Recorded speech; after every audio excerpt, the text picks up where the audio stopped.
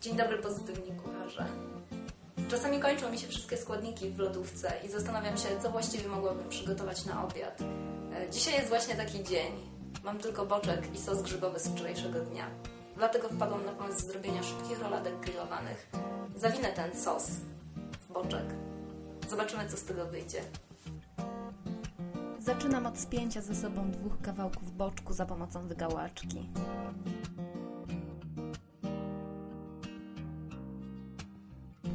Na środek nakładam odrobinę sosu grzybowego.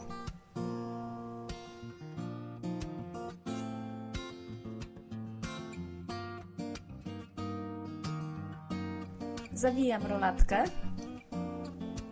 i zapinam wykałaczką. Sosu grzybowego nie nakładam zbyt wiele, żeby nie wylewał się bokami.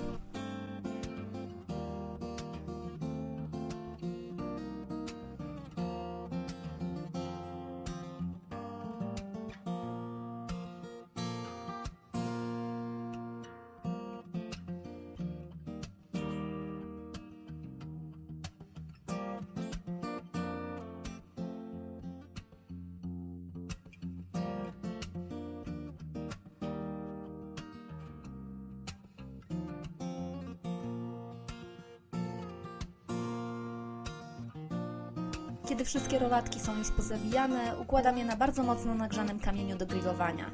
Kamień wkładam do piekarnika, można go też położyć na grillu.